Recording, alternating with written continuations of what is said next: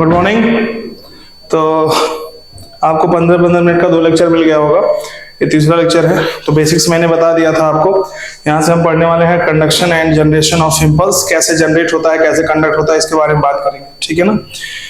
तो परसों टेस्ट है इस टॉपिक का, तो हम लोग रिवीजन कर रहे हैं। आप लोग ऑलरेडी बहुत डिटेल में पढ़ चुके हैं इसको, फिर भी मैं एक एक चीज बता रहा हूँ आपको, रिवीजन करा रहा हूँ।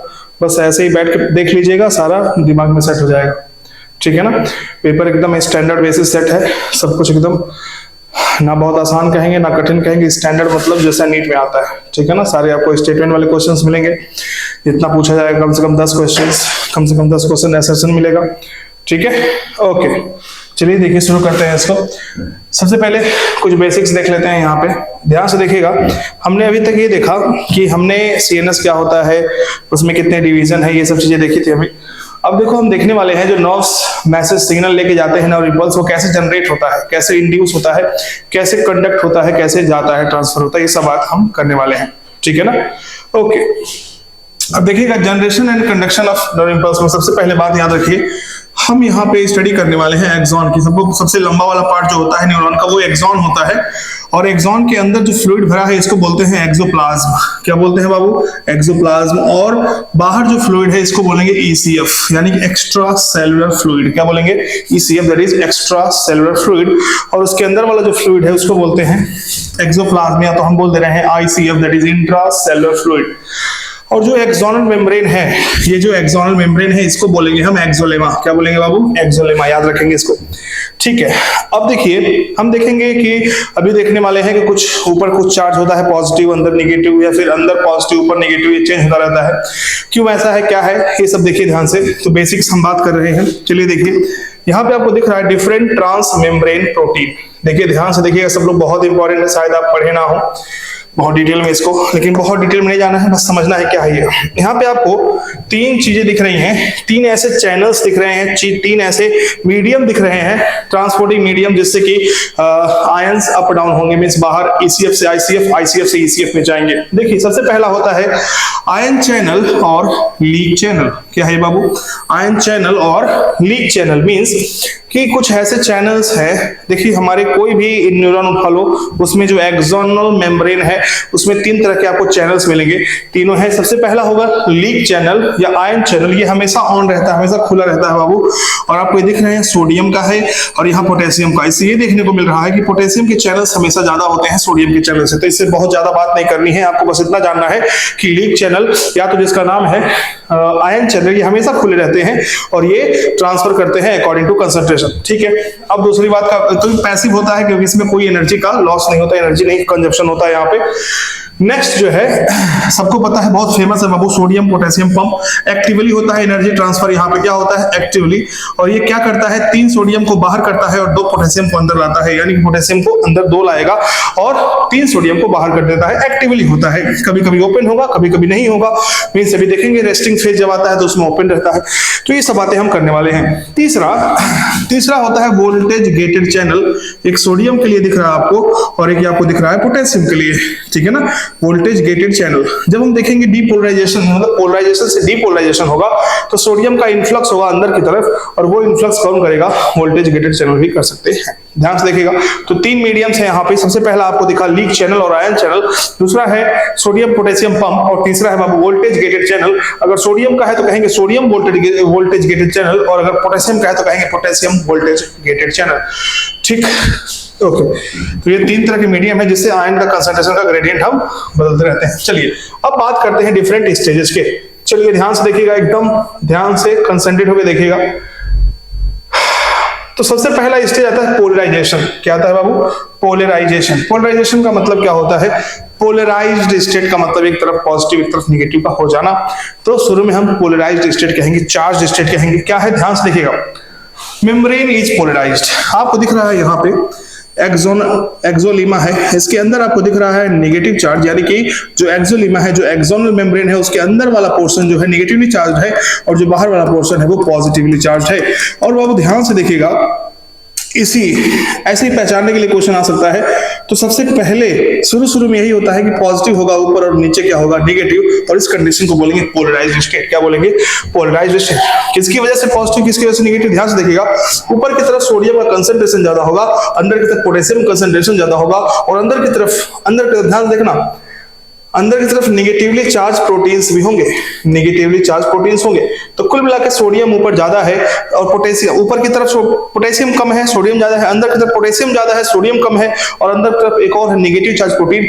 तो कुल मिलाकर नेट चार्ज अगर कहें तो ऊपर की तरफ पॉजिटिव है और अंदर की तरफ निगेटिव है। अब देखिए, इसे हम बोलते हैं रेस्टिंग स्टेट। इस दौरान एक्सोनल मेम्ब्रेन कोई भी नर्व को कंडक्ट नहीं कर रहा होता है और इसको बोलते हैं रेस्टिंग स्टेज। क्या बोलते हैं बाबू, रेस्टिंग स्टेज। अब ध्यान से देखिए, membrane is polarised, resting stage membrane. अब इस समय रेस्टिंग स्टेज है, इस दौरान मेम्ब्रेन देखा गया it is more permeable for potassium ion than sodium ion. Sodium ion के कंपैरिजन में बहुत ज्यादा परमिएबिलिटी शो करता है पोटेशियम आयन के लिए। और लिखा है एनसीईआरटी ने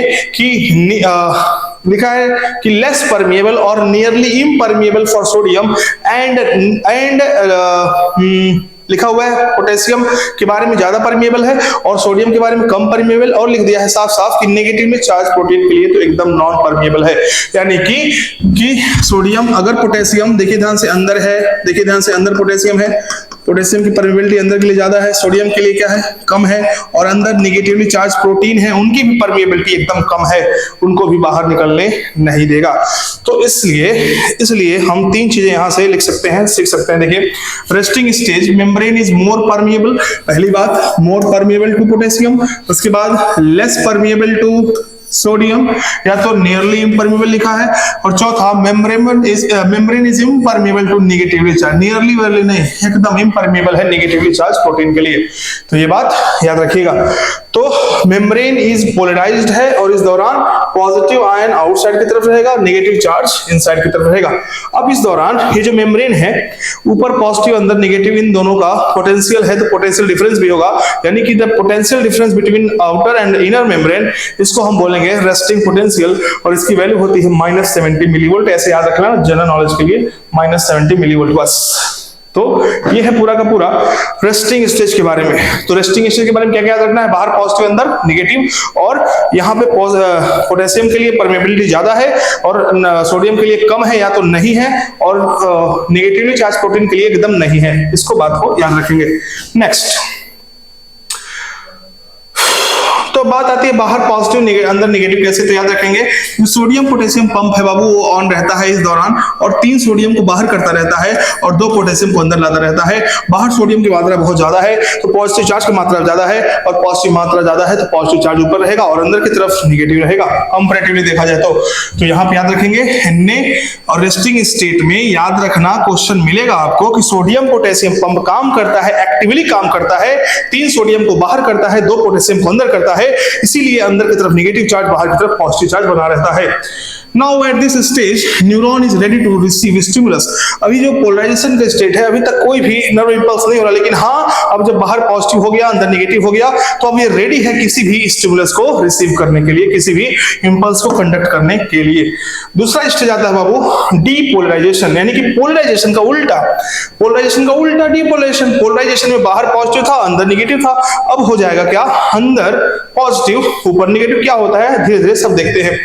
reversal of polarity called depolarisation. Membrane is depolarised, मतलब पॉजिटिव इनसाइड और नेगेटिव आउटसाइड। हुआ क्या देखिए, बाहर की तरफ पॉजिटिव नेगेटिव हो गया, अंदर की तरफ पॉजिटिव। ऐसे लगातार नहीं होता, दिखाने के लिए बस। क्या होता है ध्यान से देखिएगा, हुआ यूं, ध्यान से देखा सब लोग, ये है आपका एक्सोलेमा, बाहर की तरफ पॉजिटिव था अंदर की तरफ नेगेटिव था, यानी कि पोलराइज स्टेट था। मान लेते हैं ये है रीजन ए, एनसीईआरटी ने दिया है ए है ये वाला, बस पोर्शन ये वाला, बाकी सारा पोर्शन क्या है बी, सब पोर्शन क्या है ये पूरा बी है।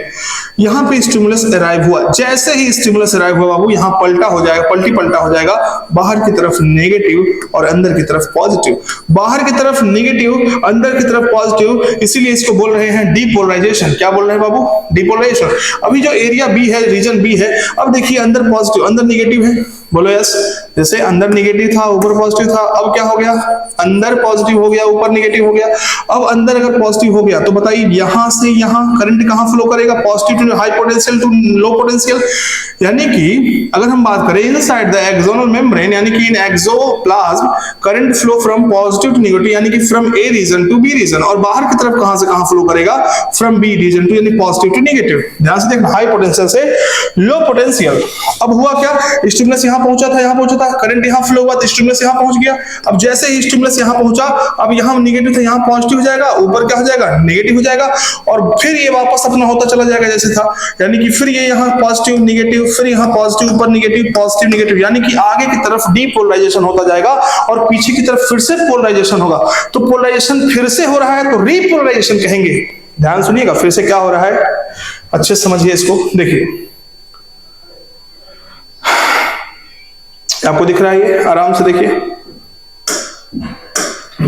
ये एक्सोनल मेम्ब्रेन है, यहां पे ए साइट है। जैसे स्टिमुलस मिला ऊपर क्या हो गया, नेगेटिव, अंदर क्या हो गया, पॉजिटिव, यानी कि पोलराइजेशन का उल्टा, इसीलिए बोला डीपोलराइजेशन।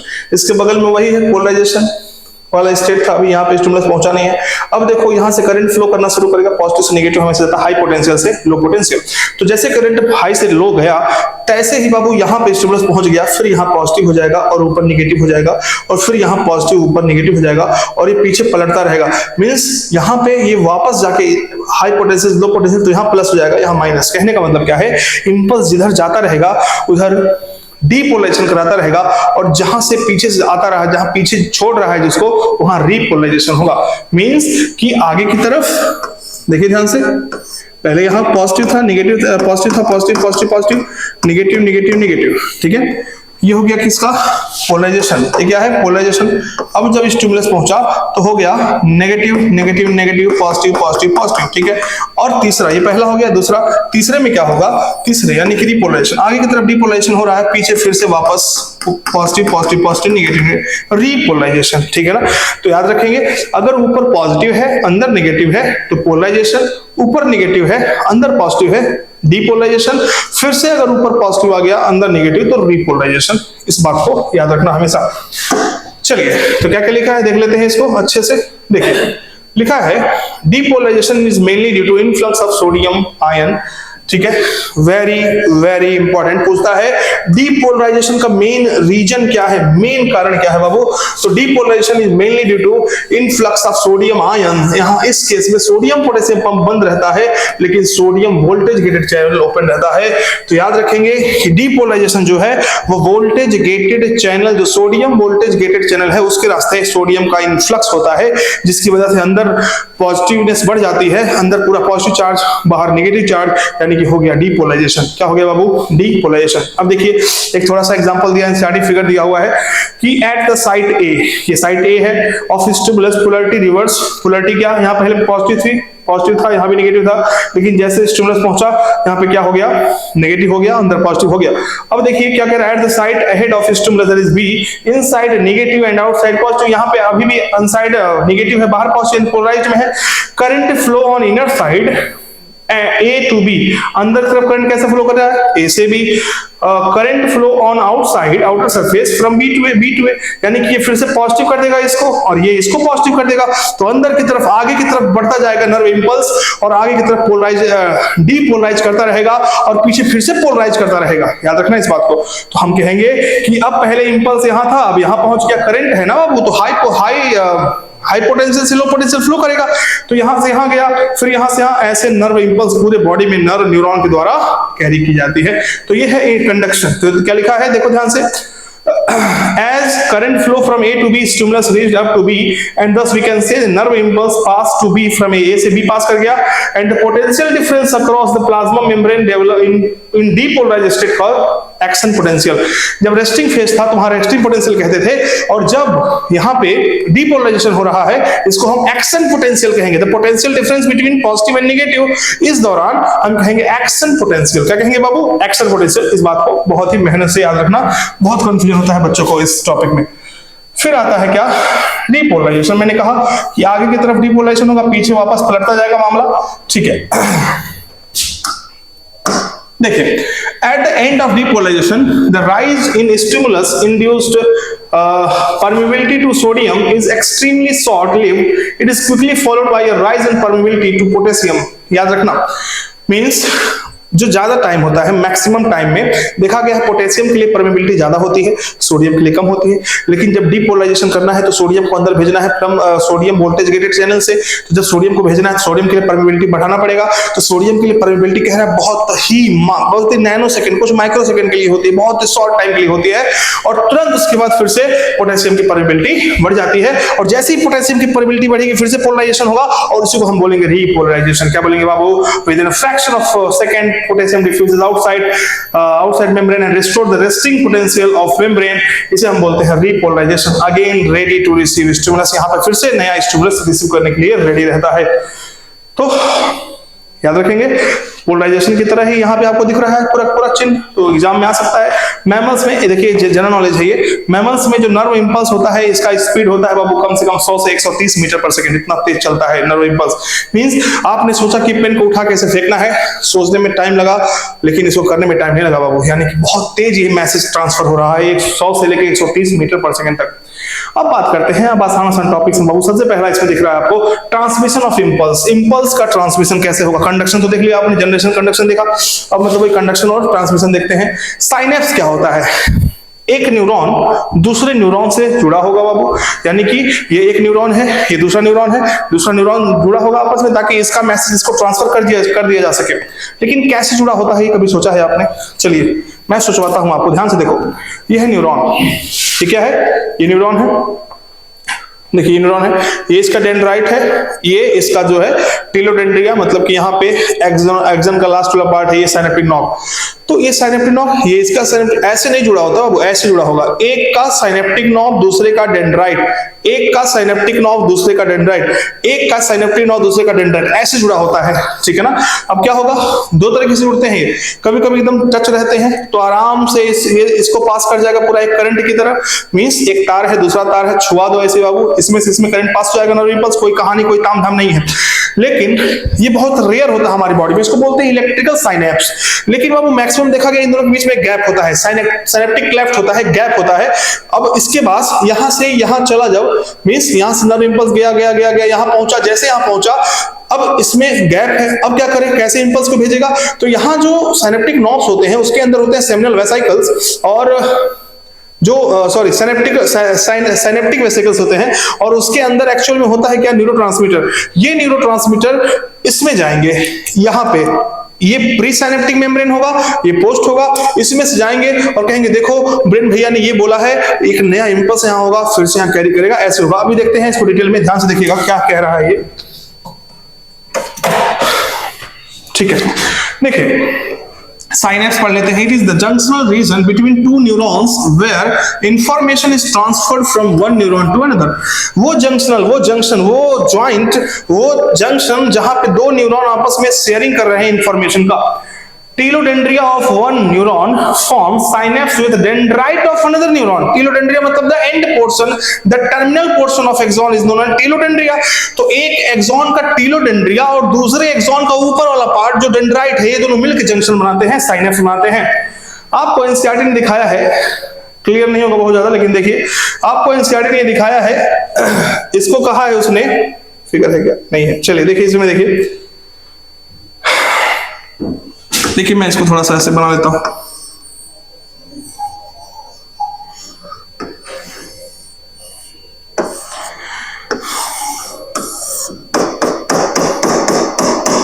चलिए देखिए ये एक्सॉन का टर्मिनल है, एक्सॉन है, ये एक्सॉन का टर्मिनल है, इसमें साइनेप्टिक नॉब्स होंगे, साइनेप्टिक नॉब्स में होता है साइनेप्टिक वेसिकल। क्या होता है? साइनेप्टिक वेसिकल या वेसिकल्स होते हैं। इसके अंदर होते हैं न्यूरोट्रांसमीटर्स। क्या होते हैं बाबू? न्यूरोट्रांसमीटर्स। अब क्या होगा, यहां से मान लो आया, यहां से आया इंपल्स आया, यहां से आया, अब इसके बीच में गैप है, ये दूसरा न्यूरॉन है, ये दूसरा न्यूरॉन है अब यहाँ से। ये जो न्यूरॉन है इसके पास कैसे पहुंचाएगा? यहाँ पे साइनेप्टिक वेसिकल्स में होते हैं न्यूरोट्रांसमीटर। ये साइनेप्टिक वेसिकल आगे तरफ खसकेगा और यहाँ पे प्लाज्मा मेम्ब्रेन से फ्यूज हो जाएगा। अब ये ब्रस्ट होंगे और यहाँ से निकलेगा न्यूरोट्रांसमीटर। ये न्यूरोट्रांसमीटर केमिकल मैसेंजर होते हैं और ये जाएगा, यहाँ रिसेप्टर्स लगे होते हैं। Receptors always present at the post synaptic membrane. याद रखना ये प्री है, यार जहां से इंपल्स आ रहा है प्री साइनेप्टिक मेम्ब्रेन, जहां को जा रहा है that is post synaptic membrane, और बीच में जो गैप है इसे कहते हैं, जो गैप है इसे बोलते हैं साइनेप्टिक क्लेफ्ट, और तीनों को मिला के बोलते हैं साइनेप्स। तीनों को मिला क्या कहते हैं? साइनेप्स। तो ये आपको ये जो यहां से न्यूरोट्रांसमीटर दिख रहे हैं ये आएंगे, इस रिसेप्टर पे बाइंड करेंगे और यहां से एक नया इंपल्स जनरेट करेंगे। ये क्या है बाबू? ये रिसेप्टर्स हैं। ये क्या है? न्यूरोट्रांसमीटर। ये क्या है? Synaptic cleft. याद रखना साइनेप्स और साइनेप्टिक क्लेफ्ट दोनों अलग चीजें हैं। Synaptic cleft is the gap, it is the gap between two neurons, जो आपस में जुड़ने वाले हैं या फिर जुड़े नहीं हैं, या फिर दोनों के बीच में संवाद हो रहा है, न्यूरोट्रांसमीटर का ट्रांसफर हो रहा है। तो याद रखेंगे क्वेश्चन क्या बनेगा इससे? पहले तो लेबलिंग वाला क्वेश्चन बन जाएगा। दूसरा साइनेप्स क्या है? तो pre synaptic membrane plus synaptic cleft यानी gap plus post synaptic membrane, तीनों को मिला के बोलते हैं साइनेप्स। याद रखेंगे इसको। दो तरह के साइनेप्स होंगे बाबू, एक होगा इलेक्ट्रिकल साइनेप्स और एक होगा, ध्यान समझेंगे इसको, केमिकल साइनेप्स। हमारी बॉडी में जो रेयर है वो है इलेक्ट्रिकल और जो बहुत कॉमन है वो है केमिकल। ट्रांसमिशन देखिए, इलेक्ट्रिकल साइनेप्स के बारे में एक बात मैंने ऊपर लिख दी है। Transmission of an impulse across electrical synapse is very similar to impulse conduction along a single axon. कहने का मतलब क्या है? देखो ये है एक्सॉन, ये दूसरा एक्सॉन है, इसमें इंपल्स हो रहा है, ऐसे जा रहा है, ऐसे जा रहा है, ऐसे जा रहा है, ऐसे जा रहा है। अगर दोनों टच हैं, अगर दोनों टच हैं आपस में, तार है मान लो, और दोनों अगर टच हैं तो बाबू अगर जैसे इसमें इंपल्स कैरी हो रहा है, करंट फ्लो कर रहा है, इसमें करेगा। तो वही कह रहा है इलेक्ट्रिकल वाला जो साइनेप्स है इसमें सब एक दूसरे कनेक्टेड होते हैं, और जब सब आपस में कनेक्टेड होंगे बाबू तो बताओ ऐसा लगेगा कि एक ही न्यूरॉन है सब, ठीक है ना? लेकिन हमेशा ये होता नहीं है। देखिए क्या होगा।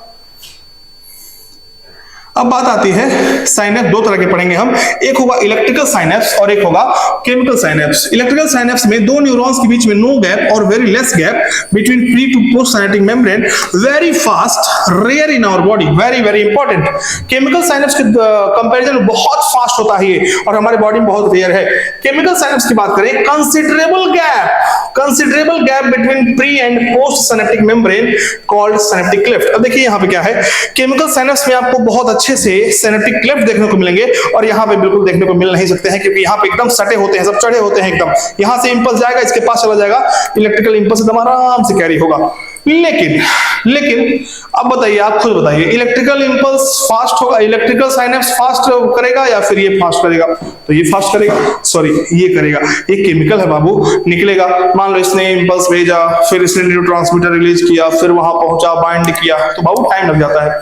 तो slower than electrical, chemicals called neurotransmitter are involve in transmission of impulse at this synapses common in our system. ये हमारे बॉडी में बहुत ही कॉमन है। Okay, hope you understand well, understood well, okay. Axon terminals contain vesicles filled with neurotransmitter। क्या होता है देखो, जो मैंने बताया, जो एक्सॉन है, जो एक्सॉन के टर्मिनल हैं, इसके पास होते हैं वेसिकल्स जो भरे होते हैं किससे? जो भरे होते हैं किससे बाबू? न्यूरोट्रांसमीटर से। ध्यान से देखिएगा, किससे भरे होते हैं? न्यूरोट्रांसमीटर से। और क्या होता है जब सिग्नल यहां आता है, मैसेज यहां आता है, when impulse arrived at axon terminal it stimulate movement of synaptic vesicle toward membrane with where they fuse with plasma membrane and neurotransmitter released in synaptic cleft. These neurotransmitters bind to specific receptors. These bindings open ion channel leads to entry of ion which can generate new potential in post synaptic membrane neuron. New potential generate may be excitatory or inhibitory। कहने का मतलब क्या है? कहने का मतलब यही है कि पहले वाले न्यूरॉन में इंपल्स पहुंचा, लास्ट तक गया, तो वहां उसने अब उस पर कूद जाएगा नहीं, उसके लिए कुछ मीडियम चाहिए, तो मीडियम न्यूरोट्रांसमीटर है, न्यूरोट्रांसमीटर रिलीज होगा, जाएगा पोस्ट साइनेप्टिक मेम्ब्रेन पे, बाइंडिंग होंगे, बाइंडिंग रिसेप्टर्स होंगे, वहां बाइंड करेगा, और जब वहां बाइंड करेगा बाबू, उसके बाद क्या होगा? बाइंडिंग करने के बाद वहां पे नया इंपल्स जनरेट करेगा, और वो इंपल्स एक्साइटेटरी भी हो सकते हैं या इनहिबिटरी भी हो सकते हैं। मैंने कहा था, आपसे बताया था इसके बारे में। अब देखिए, बस 2-3 पेज और बचे हैं, क्या है देख लेते हैं।